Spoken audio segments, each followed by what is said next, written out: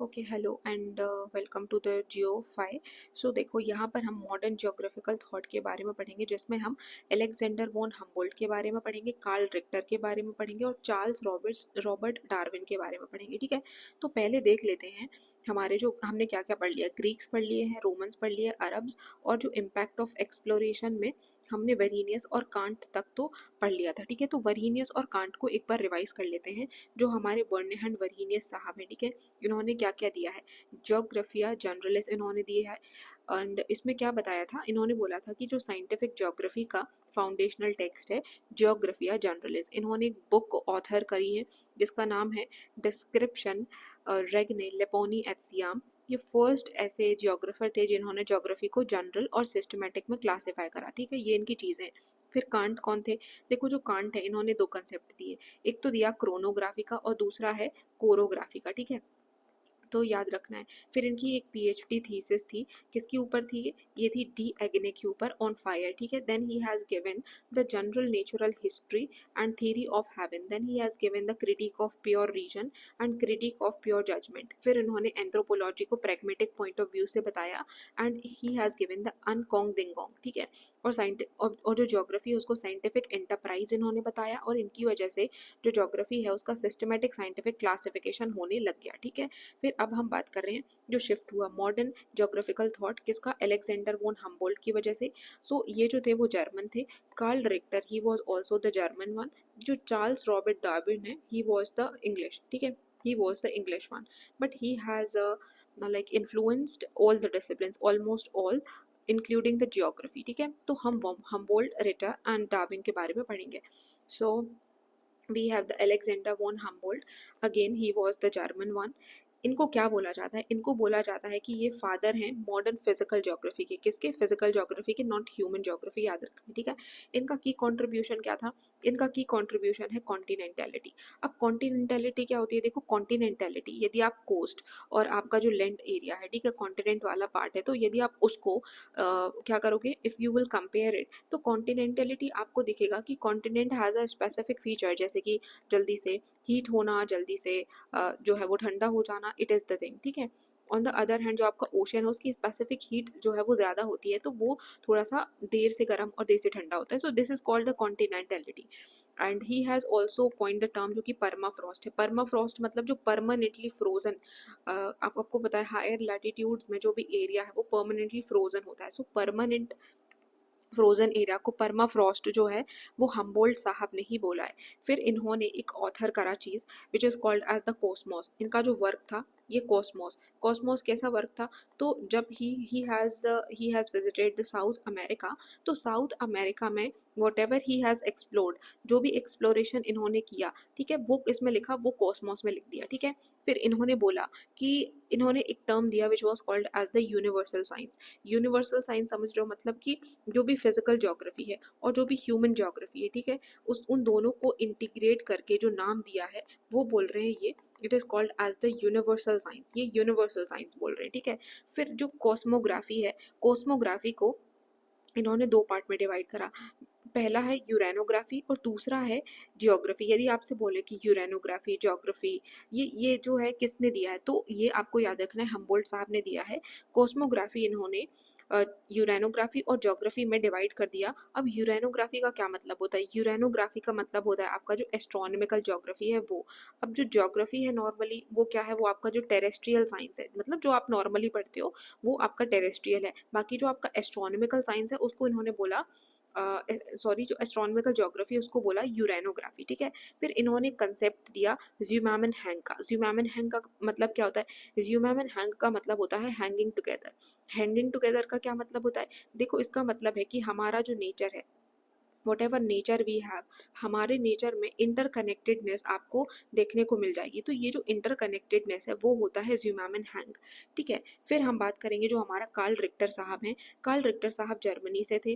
और इनको teleological approach के लिए जाना जाता है। यदि आपसे क्वेश्चन पूछे कि टेलियोलॉजिकल अप्रोच जो है वो किसकी है, तो रिटर साहब की है। इनका एक मेजर वर्क था अर्ड कुंडे, ठीक है। अर्ड कुंडे जो है, अर्ड कुंडे कैसा वर्क था, इन्होंने ये 19 वॉल्यूम में एक तो लिखा गया था अर्थ की ज्योग्राफी के ऊपर, ठीक है। तो 19 वॉल्यूम्स में अर्ड कुंडे जो है वो वर्क किसने लिखा था, रिटर साहब ने।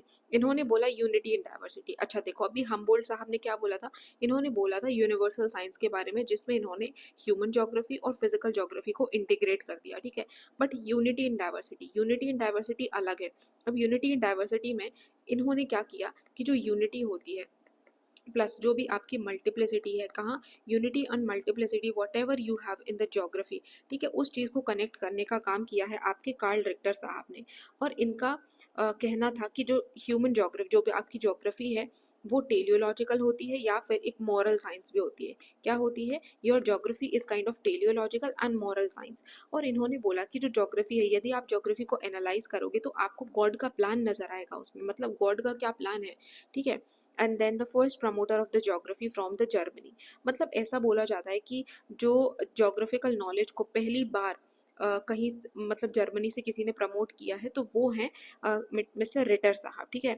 और जो Arnold Guyot, he was very much convinced. क्या कन्विंस्ड थे ये, कि भाई जो भी रिटर साहब ने बोला, क्या रिटर साहब ने बोला, रिटर साहब का टेलियोलॉजिकल व्यू था कि मतलब ज्योग्राफी जो है वो भगवान का प्लान रिवील करती है। So Arnold Guyot was very much convinced with the viewpoint of the Ritter साहब, ठीक है।